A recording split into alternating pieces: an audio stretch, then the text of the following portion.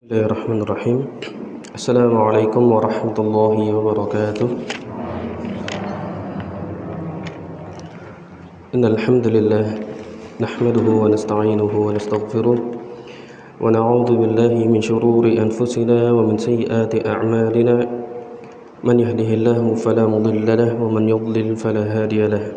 Wa asyhadu an la ilaha illallah وحده لا شريك له وأشهد أن محمدا عبده ورسوله الذي لا رسول ونبي بعده صلى الله وسلم عليه وعلى آله وصحبه ومن تبعهم بإحسان إلى يوم الدين أما بعد.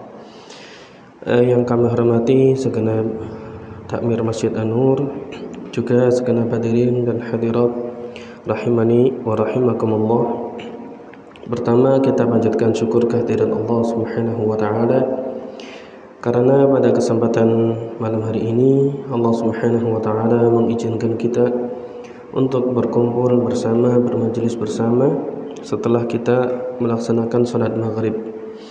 Dan kami ingatkan kepada diri kami sendiri, kemudian kepada para jemaah semuanya, sembari kita mengaji, kita niatkan di dalam hati kita untuk beriktikaf.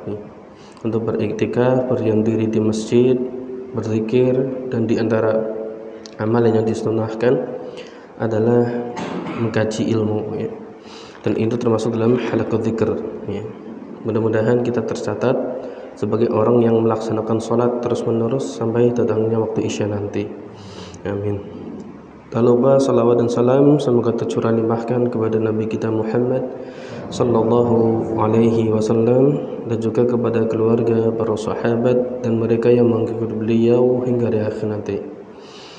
Hadirin rahimani wa rahimakumullah, kita masih melanjutkan kajian fikih Syafi'i kita.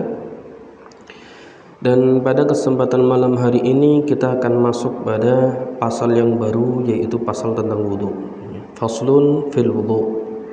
Ya, pembahasan mengenai apa? Mengenai wudu. Di pertemuan yang telah lalu terakhir kita membahas syarat-syarat wudu. Namun mohon izin kami mengulang dan menambahkan hal-hal penting yang belum tersampaikan kemarin. Yang pertama, wudu itu hurufnya wawu, dhad, wawu, dan hamzah, ya. Dan kata wudu'un, ya, dengan wawu yang pertama berdhammah itu artinya fi'lun, ya, pekerjaan, mensucikan diri, ya. Kalau wawunya difatahkan jadi wadu, ya, wadu itu juga memiliki arti. Kalau wudu itu pekerjaannya, ya, pekerjaan apa? Mensucikan diri, berwudu. Kalau wadu itu airnya, ya. Jadi kalau kita paham masalah ini, ya Bapak Ibu, kita jadi ahli fikih dalam masalah ini. Sekeluarga jadi ahli fikih semua karena sudah belajar, ya, matan Abu Suja. Jimotna wadu, ya, jimotna apa? Wadu, paham langsung. Air untuk berwudu. Tenimbang panjang, jimotna banyu nggo wudu. Kata-katanya banyu nggo wudu, 5 kata. Tapi kalau kita mengatakan jimotna wadu, langsung paham. Oh, maksudnya air buat berwudu. Dan kata wudu secara bahasa terambil dari kata widha'ah. Wudu terambil dari kata apa? Widha'ah. Widha'ah artinya al-hasan wal nadhafah, bersih. Ya, bersih, bagus, indah, dan juga terambil dari makna diya, cahaya. Diya'un min dhulumatidz dzunub. Jadi wudu itu secara bahasa artinya terambil dari kata widha'ah yang bermakna indah, bersih, dan cahaya dari kegelapan dosa. Dan makna yang ketiga ini yang disebutkan dalam sebuah hadis. Ya, manakala Rasulullah SAW mengatakan yang maknanya, ya, barang siapa yang berwudu maka dosa-dosanya akan hilang, ya, bersamaan dengan tetes air wudu yang menetes dari badannya. Ya. Makanya banyak di dalam mazhab Syafi'i itu banyak pekerjaan yang disunahkan untuk berwudu. Di antara tujuannya kok disunahkan, contohnya apa? Yang disunahkan berwudu, mau tidur, terus baca doa, baca zikir, kemudian dirasatul ilmi, ya, mengkaji, belajar, membaca, mentelaah ilmu agama. Di antara alasan kenapa harus berwudu adalah supaya dosa-dosanya terhilangkan plus mendapatkan keberkahan.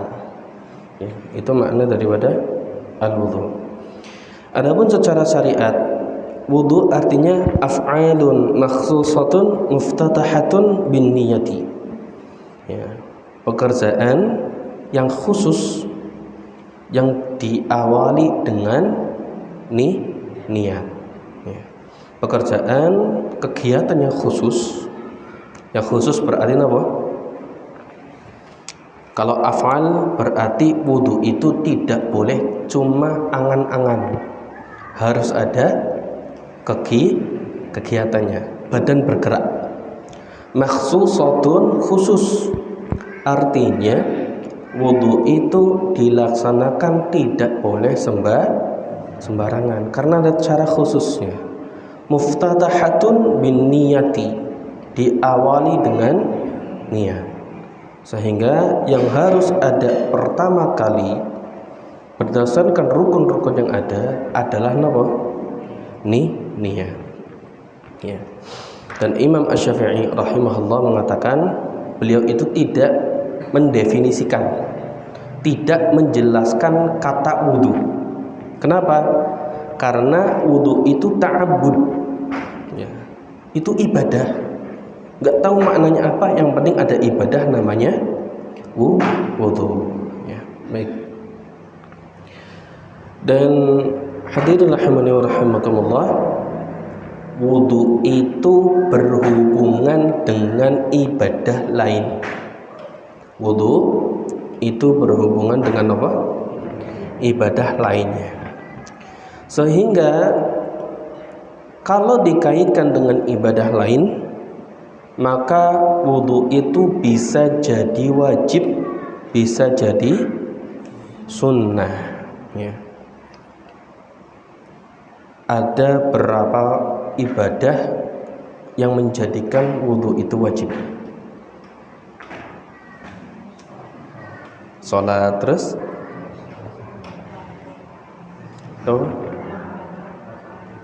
baca Quran. Kalau misalkan saya membaca nih, menukilkan satu ayat full, harus berwudu dulu gitu ya. Nggih, terus tanpa menyentuh, harus wudu dulu? Tidak, kecuali kalau memegang mushaf, wajib. 1 sholat, 2 memegang mushaf Al-Quran. Termasuk mushaf itu Al-Quran yang di sampingnya ada terjemahan. Jadi nilai sebuah mushaf dikatakan mushaf itu dibandingkan jumlah ayatnya sama terjemahnya itu berapa. Kalau jumlah ayat sama terjemahnya itu 50%, itu hukumnya mushaf. Artinya apa? Tidak boleh dipegang kalau belum wudu.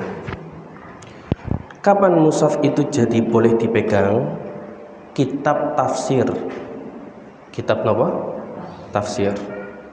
Kitab tafsir pun ada 2. Tafsir yang di samping, tafsir muyassar, mukhtasar fi tafsir, tafsir amalan, tafsir apa? Amalan, ya, ada tafsir. Jadi ayat Al-Quran sampingnya tafsir. Ini juga sama. Nilainya 50. Yang dimaksud boleh memegang kitab tafsir itu kalau tafsirnya itu besar. Ayatnya kalau dijumlahkan itu paling cuma 20%, 30%. Nate ninggalin apa dereng? Dereng ya. Ya ada ayatnya berapa, terus di bawahnya penjelasan. Banyak banget. Itu boleh memegang tanpa berwudu. Tapi kalau Al-Qur'an yang mafhum, yang sudah masyhur di sekeliling kita, Al-Qur'annya itu mushaf, sampingnya apa? Terjemah. Jumlahnya sama, bahkan lebih banyak dari terjemahnya, maka itu hukumnya mushaf harus dipegang dengan berwudu terlebih dahulu. 1 sholat, 2 memegang mushaf, yang ketiga tawaf. Yang ketiga apa? Tawaf. 3 ibadah ini menjadikan wudu itu hukumnya wajib. Wajib dilakukan sebelum melakukan tiga hal ini. Jelas Bapak Ibu? Oke. Nah, kemudian hadirin rahimani wa rahimakumullah, wudu itu memiliki syarat, memiliki rukun, memiliki sunnah. Memiliki apa? Syarat, rukun, sunnah.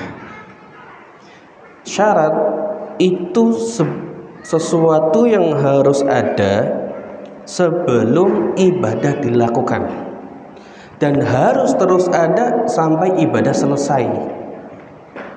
Paham ini? Syarat itu sesuatu yang harus ada sebelum ibadah dilakukan, dan harus ada sampai ibadah selesai. Itu namanya apa? Syarat. Makanya syarat sah sholat salah satunya wudu. Wudu sebelum sholat. Kalau sampai di tengah sholat wudunya batal, sholatnya juga batal. Ya. Kemudian yang kedua, rukun. Rukun itu apa? Rukun itu sesuatu yang ada pada ibadah dan harus ada untuk keabsahan. Jelas ya? Oke. Dan yang ketiga, sunnah. Sunnah itu apa? Sesuatu yang jika ada maka membuat ibadah itu semakin baik. Syarat, rukun, sunnah. Nah, kalau sudah melengkapi 3 hal ini di dalam wudu, ini namanya wudu yang sempurna. Dan wudu yang sempurna ini yang membuat perjalanan kita dari rumah sampai masjid berpahala. Jelas ya? Setiap keluar rumah, Bapak Ibu kan jalan 1, 2, 1 tuh ya. Kaki kan, satu kaki melangkah menghapuskan dosa, kaki yang lain melangkah meninggikan derajat. Kaki yang lainnya menghapuskan dosa, meninggikan derajat. Menghapuskan dosa, meninggikan derajat. Sampai Bapak Ibu sampai ke masjid. Itu namanya wudu yang sempurna. Nah, untuk mendapatkan wudu yang sempurna itu perlu adanya apa? Perlu ilmu, sehingga ibadah kita tidak terbangun di atas jere dan deyan, kayane lan uja kune, utawa apa? Melo-melo. Baik, sedang ya. Kemudian hadirin rahimani wa rahimakumullah, sebelum kita masuk rukun, kita bahas dulu syarat-syaratnya. Syarat-syarat apa? Syarat-syarat wudu. Syarat-syarat wudu itu seperti mandi wajib. Apa? Syarat-syarat wudu itu seperti mandi wajib. Jadi syarat ini juga ada pada al-ikhtisal, mandi wajib. Dan ini lebih banyak dari pertemuan kemarin, ya. Dan ini lebih banyak dari pertemuan yang kemarin. Qadarallahu wa syafa'al, kami berniat mengetik materinya untuk Bapak Ibu semuanya, namun qadarallahu wa syafa'al, tidak ada waktu. Qadarallah ya, sudah berniat ya, tapi tidak ada. Nah, kenapa kok saya ingin mengetik dan bagikan ke Bapak Ibu semuanya karena materinya itu butuh konsentrasi. Jelas ya? Kalau butuh konsentrasi, nek ngantuk berarti hilang. Apa malih napa? Metung masjid mau kasih kelalen. Makanya butuh napa? Diketik. Namun qadar Allah tidak ada. Berarti usahanya ada di saya apa ada di Bapak Ibu? Ada dihadirin. Kita sama-sama ikhtiar nggih. Saya mencoba menyampaikan dengan cara paling mudah. Bapak Ibu berusaha menangkap materi dengan cara yang mudah, ya, dan diingat, ya, dan apa?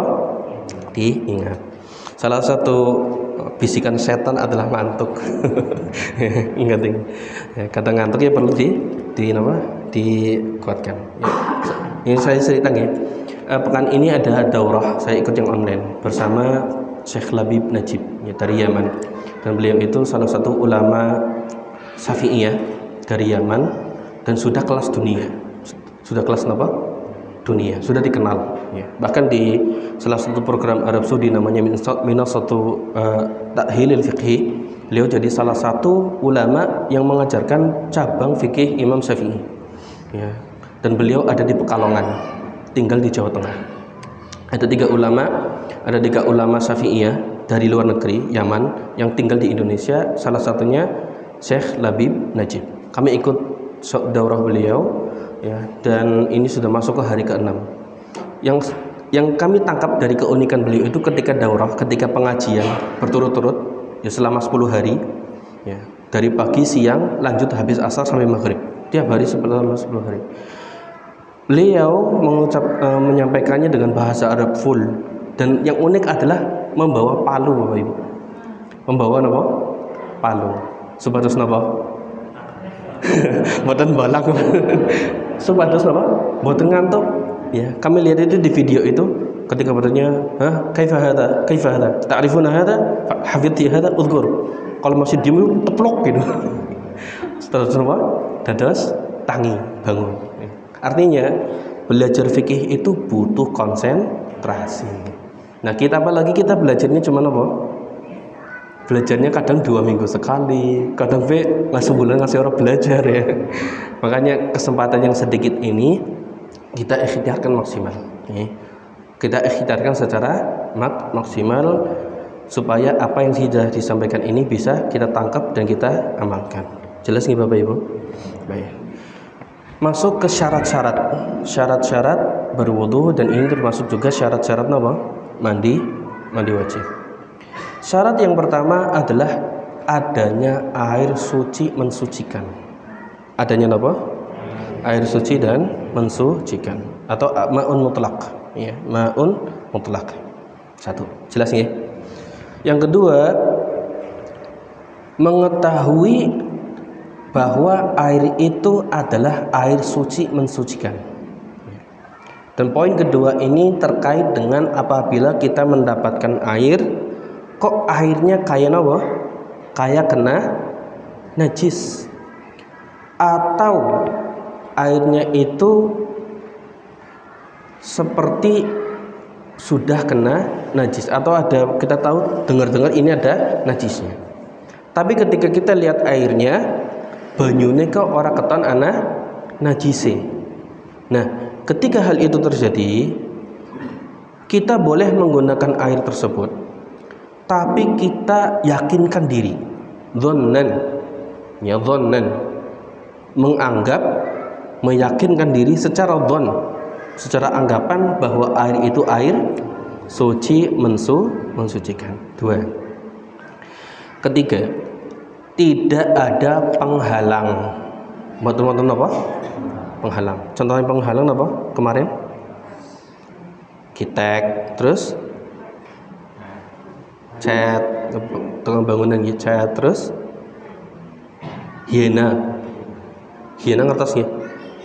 Kitek biasanya di mana? Di kulit ya. Terus apa lagi? Termasuk di bawah jari. Di bawah jari kalau ada sesuatu yang kira-kira menghalangi dan bisa dihilangkan, ya. Dan bisa apa? Hilangkan. Itu kita hilangkan. Ya. Dan tidak termasuk dalam hal ini adalah para petani. Para petani yang ke sawah, ya, sudah berusaha dihilangkan, tapi masih ada apa?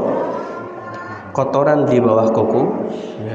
Atau sudah berusaha wudhu secara sempurna, masih ada satu yang tertinggal dan nggak bisa dihilangkan, itu namanya ma'fuun, ya, dimaafkan. 3. Keempat, syarat yang keempat, airnya itu mengalir, artinya airnya itu mboten kados slime, ngertos slime mboten? Wonten dolanan nggih niki, dolanan bocah cilik niku sing dijual teng botol alit. Nek dijiman niku toyane napa? Dolannya kayak terus lengket gitu. Itu kan udah bisa buat wudu, ya. Dan itu nggak mengalir, nggak jarok, ya. Dan syaratnya adalah airnya itu harus bisa mengalir di anggota badan. Kelima, tidak adanya hadas. Tidak adanya hadas yang terus menerus. Dalam hal ini artinya dan maksudnya adalah haid dan nifas, atau junub yang belum dimandikan terlebih dahulu. Ini kira-kira cepet nih. Keenam, ya, niatnya harus terus ada. Niat hati itu harus tetap ada. Jangan sampai ketika wudhu lah aku harapan bargie nyong harapan buka kelawang lah. Belum, ini namanya adamus sorif. Adanya nama as-sorif. Adanya niat, ya, adanya niat berubah. Niatnya wudhu, tapi muncul niat setelah ini, itu udah menggeser niat. Ya. Nanti kita bahas secara rinci. Ketujuh, Islam. Ketujuh apa? Islam. Ya. Ketujuh, Islam. Kedelapan, tamyiz. Nama tamyiz? Bisa membedakan mana baik dan mana buruk. 9, memahami tata cara wudhu. 9 apa? Memahami tata cara wudhu.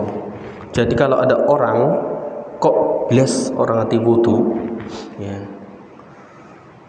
di dalam mazhab Syafi'i itu diberikan pilihan, satu berwudu dengan niat ingin wudu dengan benar, kok nggak dia ngajari satu pun, dia wudu dengan cara yang dia ketahui sebatas pengetahuannya.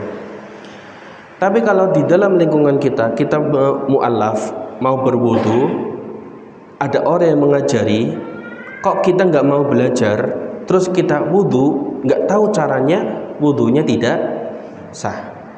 Tidak ada, karena ketidaktahuan cara berwudu. Ya. Ke-10, di sini ada 14. Siap-siap nih. Ke-10, ya. Ke-10 adalah membasuh bagian yang harus dibasuh meskipun hanya sedikit. Meskipun apa? Hanya sedikit.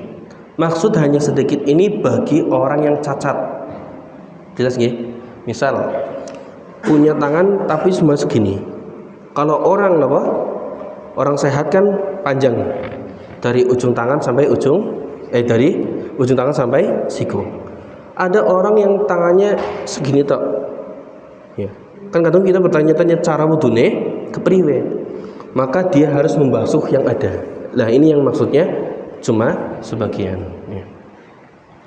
Kemudian yang ke-11, orang yang berwudu itu tidak boleh ragu. Tidak boleh apa?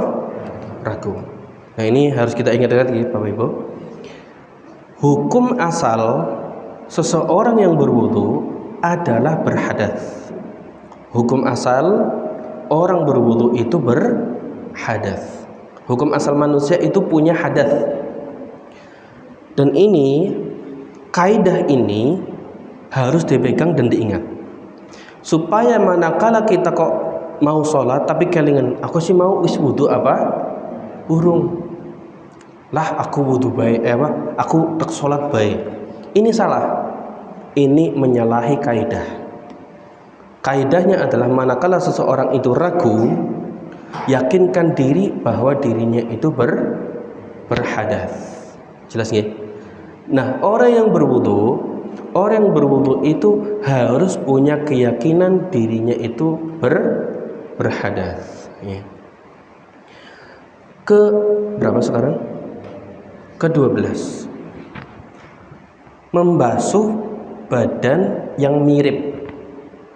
Membasuh bagian wudu dari badan yang mirip. Dalam arti begini, ini khusus untuk orang-orang yang berbeda dari kita. Allah kadang menciptakan seseorang itu tangannya ada lebih dari satu, wonten nggih, 2, kaki lebih dari satu ada berapa? Misal 4. Ada orang kembar siam, badannya satu, kepalanya 2. Hukumnya bagaimana? Ini ciri khas mazhab Syafi'i ini membahas seperti itu. Kalau kasusnya demikian, maka seluruh anggota badan yang ada itu harus dibasuh. Kalau kepalanya ada 2, membasuh wajahnya berarti dua kali.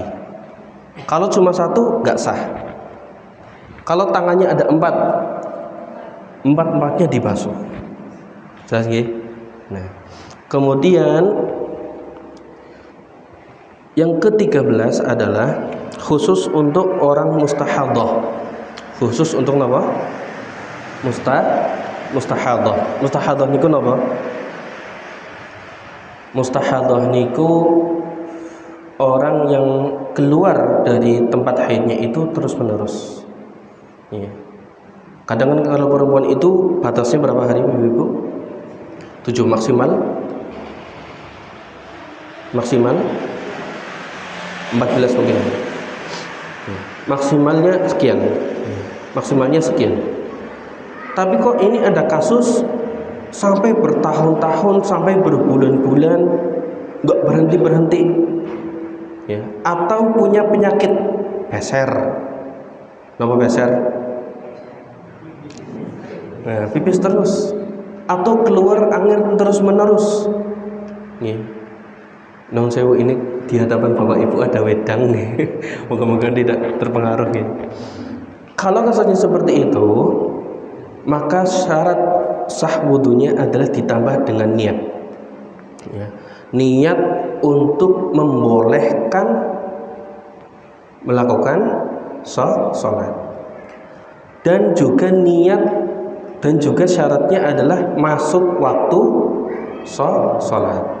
Atau masuk waktu di mana dia harus melakukan wudu. Kalau orang sehat kan aman, jam 10 Arab wudu, gak sholat duhur, boleh mboten? Boleh. Tapi kalau mustahadhah itu ndak boleh. Boleh wudunya kapan? Kalau sudah masuk waktu sholat. Ya. Dan ada perincian yang lainnya di lain tempat insyaallah. Kemudian yang ke-14, ya. Ke-14, manakala seseorang habis buang hajat, syarat sah wudunya adalah istinja dulu atau istijmar. Ya. Istinja atau istijmar, dan ini dibahas pada bab adabul khala. Ya. Adab-adab buang hajat insyaallah taala. Jelas nih Bapak Ibu? Ada berapa? Napa mawon? 14 setok ya. Tapi dari sekian banyak ini mudah-mudahan ada faedah yang bisa diambil nih Bapak Ibu nggih. Ada hal yang bisa diingat-ingat, dan kalau ketemu kasus, oh iya tanggal berapa sekarang? Tanggal selawe Desember. Ya, tanggal selawe Desember aku wis belajar kiai. Kalau ada kasus, ini ilmunya, Bapak Ibu tanggung jawab untuk melakukannya. Baik. Selanjutnya masuk ke furudul wudu.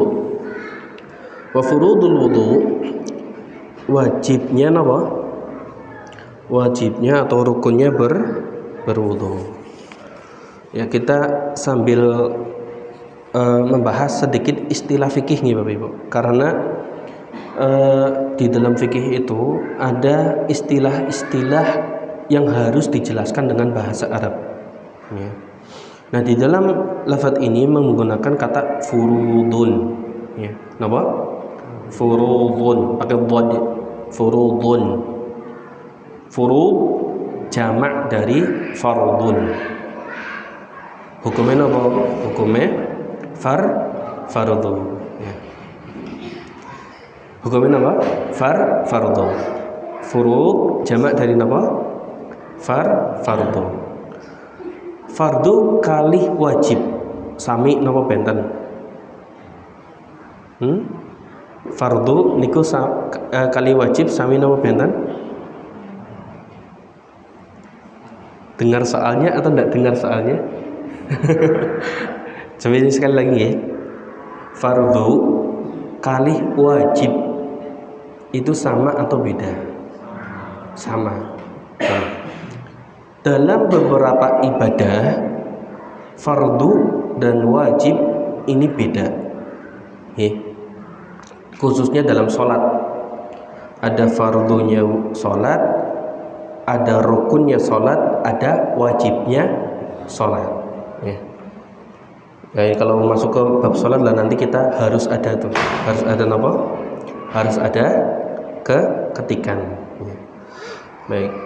Furudul wudu, dan dalam masalah wudu ini furud itu hukumnya sama dengan wajib. Furud, wajib sama rukun. Dalam wudu itu artinya sama. Furudul wudu'i sittah, ya. Rukun-rukun wudu itu ada 6. Ya, sambil bersabar lihat ke depan Ibu. Ya. Furudul wudu sittah. Wajibnya, rukunnya wudu itu wonten pinten? Ada 6. Ya. Ada berapa? Ada 6. Dan sepertinya kita hanya mampu membahas materi tentang rukun pertama dulu, dan ini pun tidak selesai. Ya. Saya yakin nggak selesai, ya, karena sangat banyak. Ya. Tapi kita akan baca secara pelan demi kepahaman kita. Karena niat ini asas. Niat apa? Asas, pondasi. Kalau sampai pondasinya nggak kuat, nanti wudunya nggak sah. Kalau ilmu tentang niatnya itu salah, dikhawatirkan nanti ditanggungjawabkan di hadapannya siapa? Di hadapannya Allah Subhanahu wa ta'ala. Baik. Yang pertama adalah niat. Ketika berwudu, Bapak Ibu yang kami hormati, ketika berwudu niatnya untuk mengangkat hadas. Ya, niatnya untuk apa? Mengangkat hadas, yakni mengangkat hukumnya hadas. Tidak lagi hadas jadi suci. Ini pegangan kita. Ini kalimat ini jadi pegangan kita. Niat berwudu itu mengangkat hukum hadas. Ya. Niat kita adalah mengangkat hadas. Nun sewu, siapa yang di sini bisa melafadzkan niat wudu? Silakan. Ada apa? Ada? Nawaitul ghusla? Sanes. Nawaitul wudu'a li raf'il hadathi al-asghari fardhan lillahi ta'ala. Di dalam mazhab Syafi'i, talaffuz bin niyah itu mustahab. Ya. Kenapa mustahab? Karena itu menolong. Alasannya menolong lisan. Lisan menolong hati. Ya, lisan menolong hati. Tapi nggak ada dalilnya. Nggak ada dalil secara rajih, secara jelas bahwa Rasulullah itu mengatakan usolli fardhu nawaitul wudu'a nawait, tidak ada. Ya, itu hanya istimbat di dalam mazhab Syafi'i. Dan ketika membaca niat pun itu tidak harus sama redaksinya. Nggak harus apa? Sama. Nggak harus sama, nggak harus pakai bahasa Arab. Boleh pakai Jawa, boleh pakai Indonesia. Nek Arab senang pakai bahasa Jepang yang ngono. Bahasa apa mana? Terserah, bebas. Kalau tidak berniat dengan lisan pun, tidak mengucapkan nawaitu dan usolli pun tidak masalah. Karena Madzhab Syafi'i itu juga berpegang mahallul niyati al-qalbu. Tempat niatnya apa? Hati. Makanya nanti ada pembahasan. Kalau seandainya seorang itu mengucapkan niat sholat ushollil asra, tapi niatnya zuhur, di waktu sholat zuhur, niatnya sah enggak? Tinggal sekali lagi bertanya. Kalau ada seseorang mau sholat zuhur di waktu zuhur, di belakang imam yang sama-sama niat sholat zuhur, tapi lafadznya ushollil asra, ada ushollil asra, ushollil asra arba'atin mustaqbil qiblati, ada ma'muman yang tangan ushollil asra, di belakang imam mau sholat zuhur, tapi niat di dalam hati sholat zuhur, di dalam hati sholatnya sholat zuhur. Yang salah cuma lisan. Sholatnya sah enggak? Sholatnya sah, karena yang jadi iktibar itu di dalam hati. Hatta sampai kalau seseorang Syafi'iyah, orang-orang mengikuti madzhab Syafi'i, enggak talaffuz, enggak mengucapkan apa? Nawaitu usolli, itu pun enggak masalah. Yang penting niatnya sudah sesuai dengan apa yang ada di dalam madhab atau penjelasan madhab Syafi'i. Jelas nggih? Ya. Jadi arep niat yang ono ora ya ora apa-apa ya. Baik, di beberapa waktu bahkan saya lebih sering tidak baca. Ya. Malah selalu ya. Karena muktabarnya di dalam hati. Dan untuk berwudu niatnya apa? Mengangkat hadas. Hadas apa? Hadas kecil. Oke, kita sebutkan niatnya. Kita nanti jelaskan. Ini syarat-syaratnya. Nawaitul wudu'a li raf'il hadatsil asghari fardhan lillahi ta'ala. Ada berapa? Ada 4. Ulangi nggih. Nawaitul wudu'a li raf'il hadatsil asghari fardhan lillahi ta'ala. Yang pertama, nawaitul wudu'a. Saya niat melakukan sebuah ibadah namanya wudu. Niat wudu, pekerjaan wudu. Li raf'il hadatsil asghar. Saya berwudu niatnya untuk mengangkat hadas kecil. Berarti tidak boleh dengan berniat ingin ngadem. Selesai. Ingin ngadem. Atau ketika puasa ingin ngerasakan banyu nang mulut. Ya, jelas. Atau ingin mencuci muka. Itu tidak bisa. Ya. Kemudian fardhon. Kapan fardhon? Kapan diniatkan wudunya itu jadi wajib? 3 saat tadi. Napa mawon? Badhe salat fardu, terus memegang mushaf Al-Qur'an dan bertawaf ya. Dan yang keempat lillahi ta'ala. Jelas nggih? Oke. Kemudian hadirin rahimani wa rahimakumullah ya. Jadi pegangan kita untuk berwudu adalah mengangkat hadas ya. Tujuannya mengangkat hadas ya. Dan dalilnya adalah sabda Nabi sallallahu alaihi wasallam apa? Innamal a'malu bin niyati. Sesungguhnya amal-amal itu tergantung pada niatnya. Dan hakikat dari berwudu adalah hakikat dari niat adalah qasdus syai', menyengaja untuk melakukan sesuatu. Qasdus syai'i muqtarinan fi fi'lihi, menyengaja melakukan sesuatu diiringi dengan pekerjaannya, diiringi dengan wudu. Jadi niat itu artinya qasdus syai'i muqtarinan bi fi'lihi, menyengaja melakukan sesuatu diiringi dengan melakukan. Itu namanya apa? Niat. Kalau cuma pengen tok langkah usaha nih, jenenge udah niat. Tapi napa? Azam.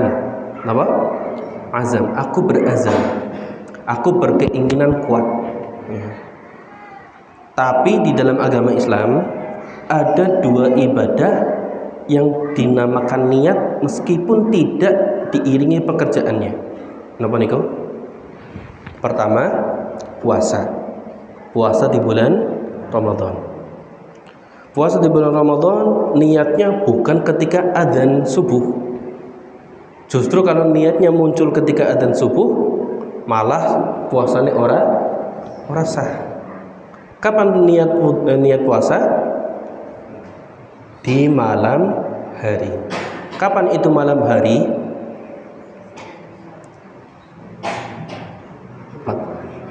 Seturunnya sebelum asar juga sebelum subuh. Secara umum itu setelah isya. Tapi kalau diambil dari makna Al-Quran, ya, itu masuk malam hari itu ketika adzan maghrib. Ketika adzan maghrib itu masuk waktu malam, ganti hari sudah. Makanya malam Id itu kan tidak ada nama. Malam Id itu tidak ada sholat taraweh karena sudah masuk Syawal. Kemudian yang kedua, ibadah yang niatnya itu tidak diiringi dengan melakukan ibadah adalah haji dan umrah. Kenapa? Haji dan umrah. Karena niatnya haji dan umrah itu masuk apa? Talbiyah. Labbaik Allahumma umratan, labbaik Allahumma hajjan. Niat tapi baru talbiyah, belum masuk ke manasik. Jelas nggih? Tapi di dalam masalah wudu, niat itu harus dibarengi. Dibarengi apa? Dibarengi dengan pekerjaan. Wa mahalluha al-qalbu. Tempat niat itu di mana Bapak Ibu?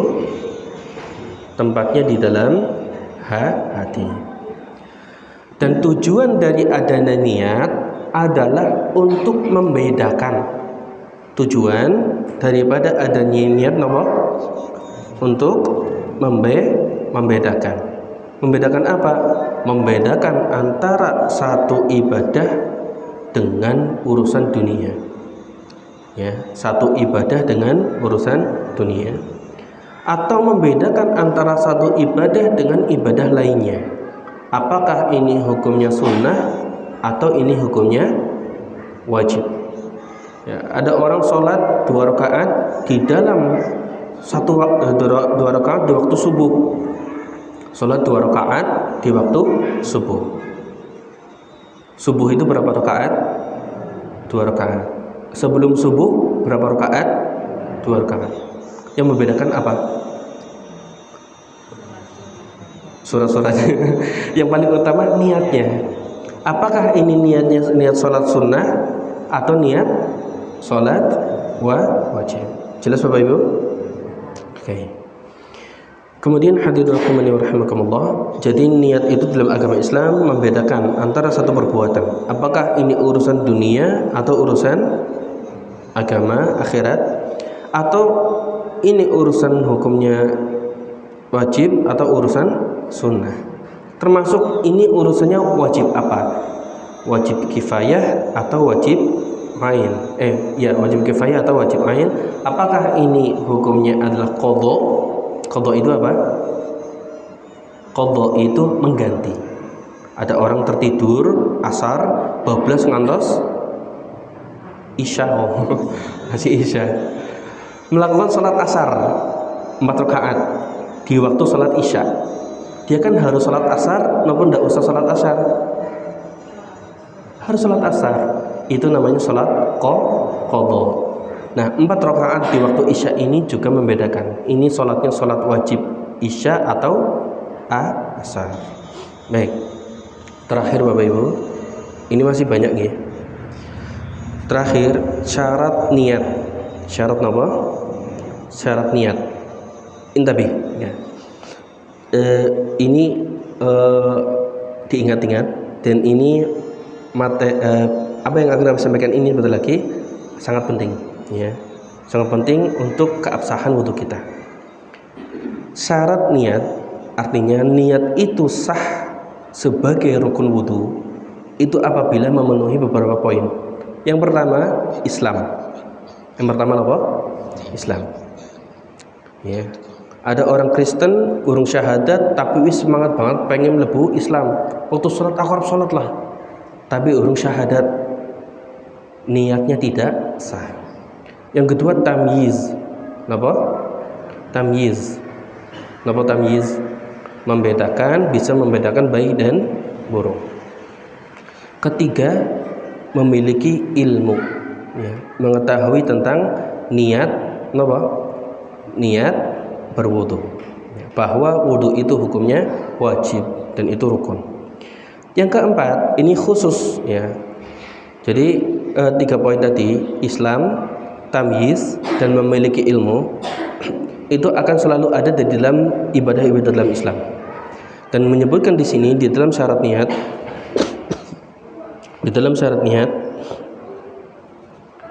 ini sebagai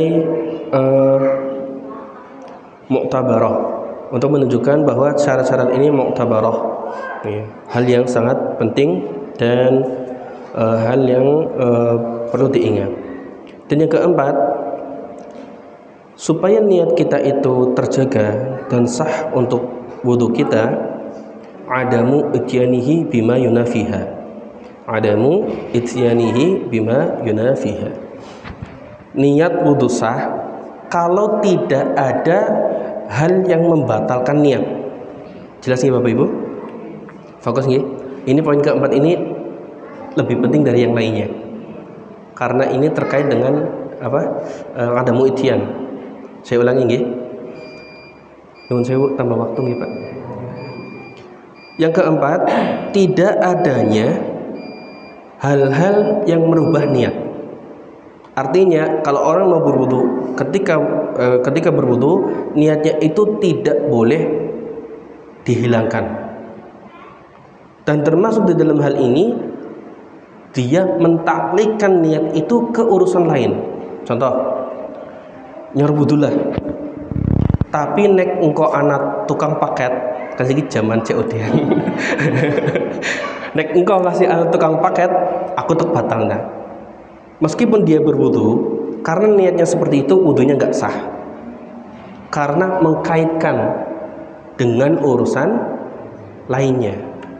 Ini namanya niatul mu'allaqah. Jelas nggih? Jadi orang niat berwudu itu harus tegas. Aku arep wudu, arep orang batalna, ngasih rampung. Jelas nggih? Baik. Seperti apa ya? Ya. Seperti tadi, ya. Kalau aku tadi nggih, nek engko anu tukang paket, wuduku arep batalna, arep bayar cicit. Ya wis ngapain wudu, enggak usah wudu sekalian. Nggih, jelas nggih? Baik. Mungkin ini saja Bapak Ibu, masih ada poin-poin yang lainnya, insya Allah kita lanjutkan di waktu yang lainnya, insya Allah ta'ala. Mohon maaf atas segala kekurangannya, mudah-mudahan yang kami sampaikan ini ada faedahnya, terutama bagi diri kami sendiri, dan kami berharap kepada Allah Subhanahu wa ta'ala agar menjadikan ilmu yang kita pelajari bermanfaat, dan agar memberikan kita ilmu yang bermanfaat, dan sehingga berbuah amal yang soleh baik di dunia dan akhirat. Allahumma amin ya rabbal alamin. Mari kita akhiri dengan doa kafaratul majlis. Subhanakallahumma wa bihamdika asyhadu an la ilaha illa anta astaghfiruka wa atubu ilaik. Sallallahu wasallam ala rasulil karim. Alhamdulillahirabbil alamin. Assalamualaikum warahmatullahi wabarakatuh.